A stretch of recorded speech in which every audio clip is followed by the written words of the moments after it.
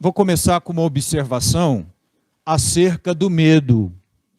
O medo é de grande utilidade para a nossa estrutura psicossomática, cabeça e corpo. O medo está estreitamente ligado ao nosso instinto de autopreservação. Quem carece de uma dosagem salutar de medo está mais exposto ao perigo. Algum medo é saudável. Medo de menos ou medo de mais deixam de ser saudáveis. Um, porque expõe ao perigo, e outro, porque paralisa. Impede alguém de ir adiante. Faz com que a pessoa, de alguma forma, sempre, cada vez mais, vá se encolhendo, e daqui a pouco está praticamente quase que sem se mexer, em virtude do medo mal dosado. Então, o medo é mais ou menos, como eu sempre digo aqui, como um remédio.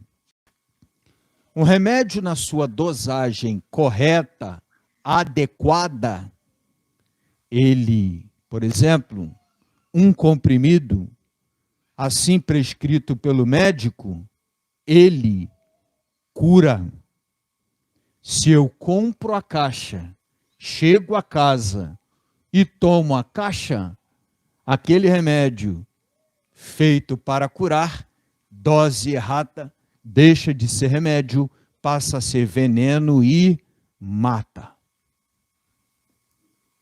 Fico com essa observação, vamos retomá-la mais adiante. E eu quero pedir licença a vocês para fazer um grande parênteses, contando um pouco de uma experiência minha de vida com medo. Vocês me permitem? Posso falar? No ano de 2005, eu fiz um concurso público para a capelania militar da Força Aérea Brasileira e fui aprovado no concurso.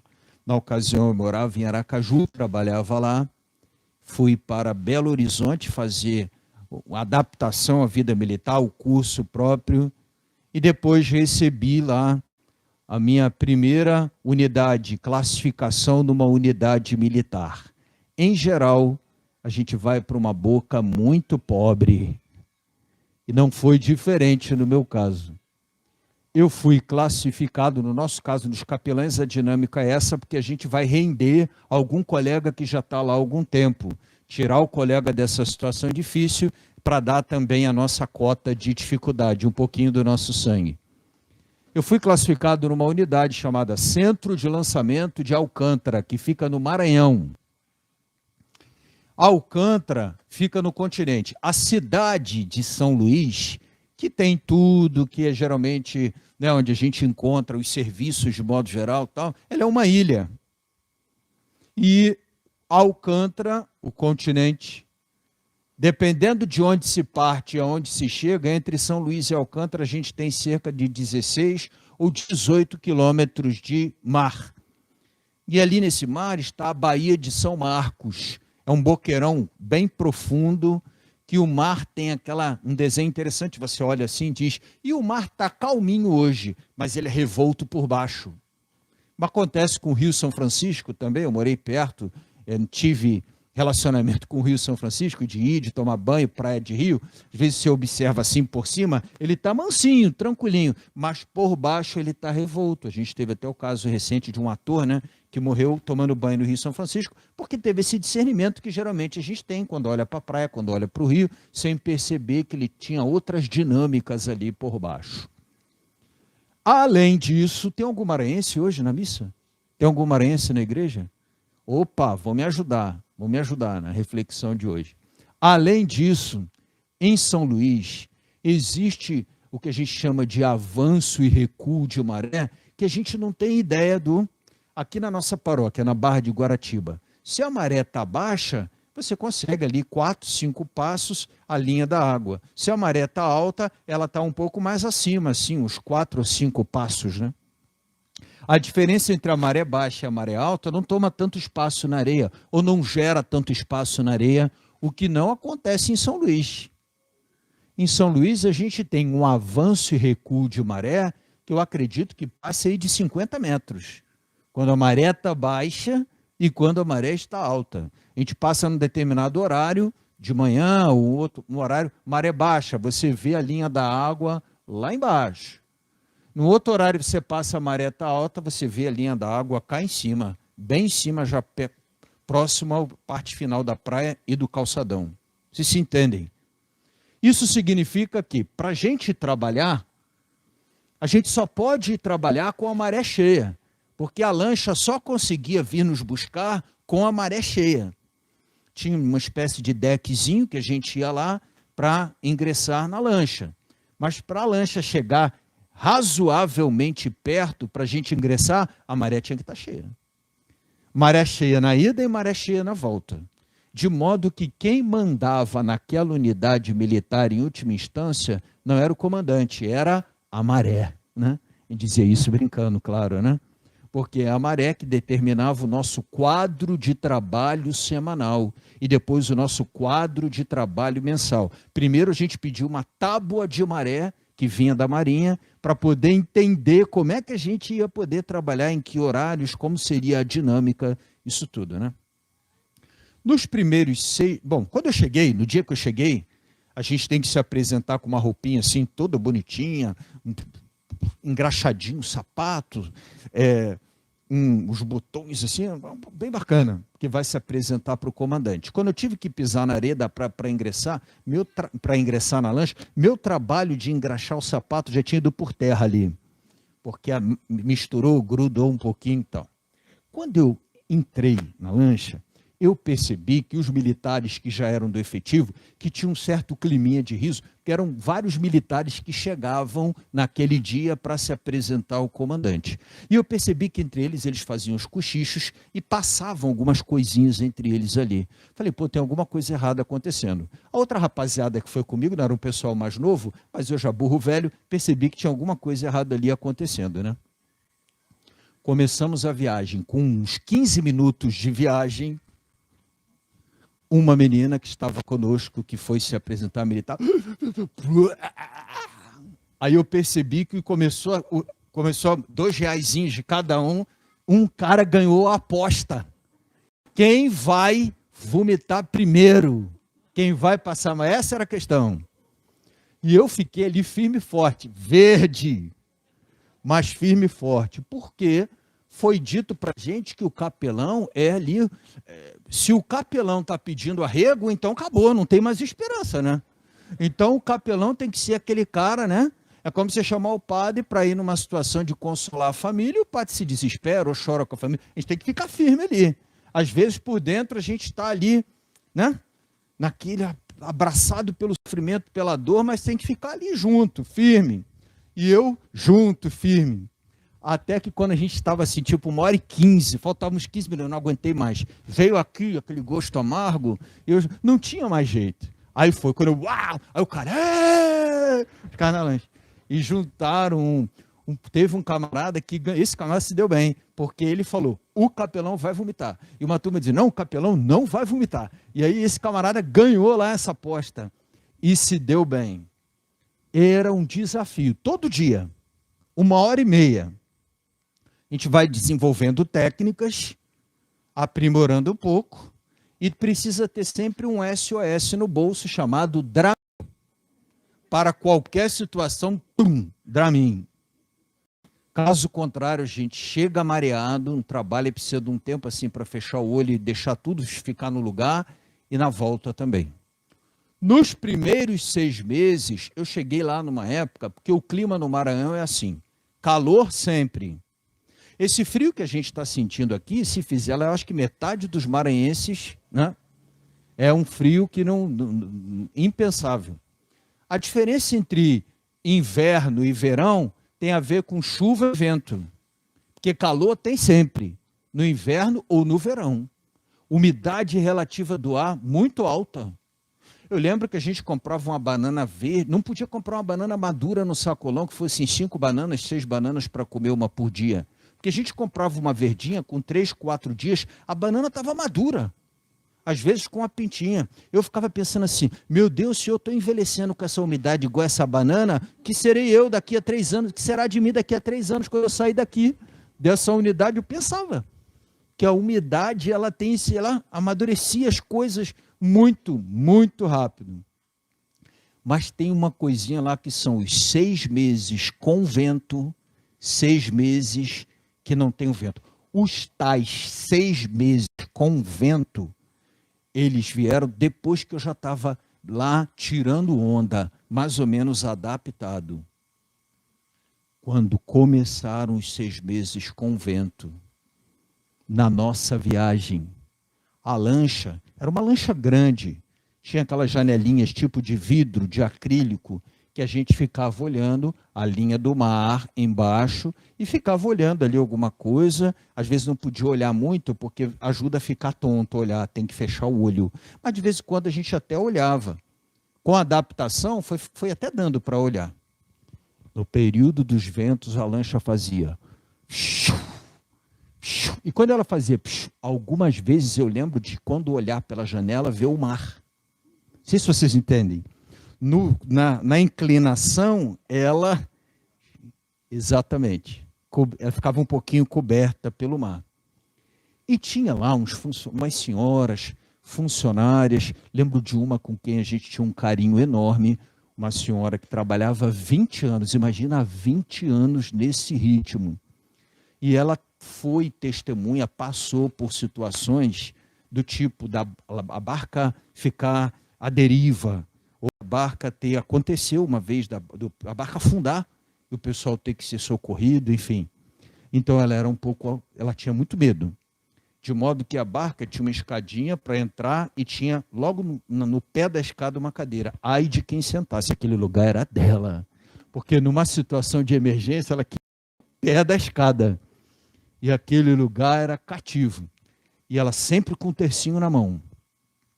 Quando começou, então, esse período brabo dos ventos, eu comecei a escutar assim, reza capelão, dentro o camarada tinha lá um boca de ferro, um microfone, que o camarada falava com a lancha toda.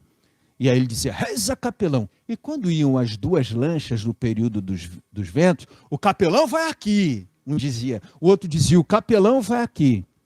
Com a ilusão que eles tinham na cabeça que a minha presença lá dentro seria a garantia de que a barca não iria afundar. Ao mesmo tempo, eu entendia que, do ponto de vista deles, tinha uma atitude bacana ali. Não por mim, mas por reconhecer, se o capelão é o nosso entreposto com o Pai do céu, e ele está aqui, então a coisa... Tive essa experiência em barca e tive essa experiência em avião, em fazer viagens, assim, por exemplo, ali, Alcântara, o nosso Comar, o Centro Comando Aéreo, era em Belém. E tinha um aviãozinho muito pequenininho lá, um Caravan, ele é muito pequenininho, parece uma borboletinha, que a gente ia, às vezes, em reuniões no início do dia, fim do dia. Todo mundo queria voltar fim do dia para casa, mas em Belém, não sei se tem algum paraense, quando dá umas 3h30, 4 horas, todo dia, fecha o tempo e cai uma chuva. E aí a gente ficava impossibilitado de voltar. E a turma dizia, não, hoje dá para voltar tranquilo, o capelão está aí.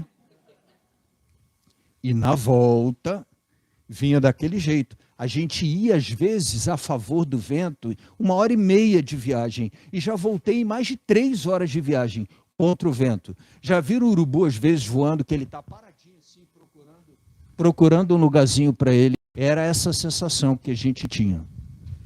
Vou confessar para vocês, tanto nessas experiências no avião, quanto nas experiências do barco, eu pude entender melhor o que é a força, no caso do barco, da água, do mar. Minha mãe sempre dizia, quando vai à praia, respeite o mar. Meu filho, o mar não tem cabelos onde a gente possa segurar. Tenha cuidado, não é assim, só morre quem sabe nadar, o bom nadador é que morre afogado, porque a gente às vezes não tem assim a percepção do que seja a força do mar, e da insegurança que ele gera na gente, no sentido de você entender que está diante de uma força que é muito maior que você, que não está sob seu controle. E era isso que a gente tinha quando algumas vezes, por exemplo, a lancha ficou lá parada, às vezes até girando um pouco, e eu dentro, à deriva, esperando um socorro da capitania dos portos, ou que a coisa melhorasse um pouco mais para a gente ir adiante. Os discípulos no evangelho de hoje estavam em um cenário muito parecido, atravessando de uma margem para outra, curta distância. Foi Jesus que disse, vamos para outra margem. Só o fato de ter sido Jesus a convidar, a dizer vamos para outra margem, deveria ser para os discípulos razão suficiente para eles pensarem, a gente está no lugar certo, fazendo a coisa certa. Porque foi ele que disse para a gente, vamos sair daqui para lá. Mas Jesus estava tão, desculpa o termo, de boa, que diz o evangelista Marcos que Jesus estava no fundo da lancha, dormindo em cima de um travesseiro. Viram isso no evangelho? Muito de boa, né? Muito tranquilo. Marcos é o único evangelista que cita o travesseiro. Eu entendo que o travesseiro aí tem relação com essa condição de estar bem, estar à vontade, estar... Sobre o travesseiro, a gente podia ter uma conversa um dia, né? O travesseiro acompanha a nossa história, nos escuta tanto, fala tanto conosco, né? É um amigo aí, na infância se torna um amigo inseparável. Eu lembro também, eu tenho uma sobrinha que tem 26 anos, ela tinha um travesseirinho que chamava Soninho, não sei se vocês lembram desse bonequinho, que ele tinha uma carinha e tal. E aí, só dormia com o Soninho. Certa vez minha irmã veio com meu cunhado de Resende, e aí eles vieram para visitar a gente aqui. Quando eles chegaram, desceram do carro lá em casa, minha irmã olhou para o meu cunhado e disse, o Soninho tinha ficado. Que luta foi para aquela menina dormir. Tentaram enrolar as coisas, não era o Soninho. Ela tinha um negócio de ficar com a perninha do Soninho assim no nariz, e aí simulando a coisa e a coisa foi ficando difícil, foi uma luta. Desde a infância a gente tem uma relação assim interessante com o travesseiro, né? O meu travesseiro, não dormi tão bem porque não era o meu travesseiro na minha casa é o meu travesseiro na minha casa. Eu não tem essas coisas? Jesus estava ali, nessa cena bem de casa, bem de intimidade, tranquilidade, dormindo no travesseiro, até que os discípulos foram lá e disseram, você não está vendo o que está acontecendo, não? Acordaram Jesus. Está vendo o que está acontecendo? Rapaz, a gente vai morrer aqui. A tempestade está forte, o mar está sendo agitado. E aí Jesus acalmou o mar, né? Por isso a gente cantou no início, mão na mão do meu Senhor que acalma o mar. Mas depois Jesus se volta para os discípulos e diz assim, por que vocês estão com medo? Claro que tem sentido. A pergunta de Jesus não é, vocês estão com medo da tempestade? Era para ter medo da tempestade. Mas a questão de Jesus é, se eu estou aqui, por que o medo? Não sei se entendem a diferença de uma coisa e de outra. Jesus não tira dos discípulos o direito de ter medo, mas diz que não tem sentido ter medo a ponto daquela situação de desespero se ele estava dentro da barca.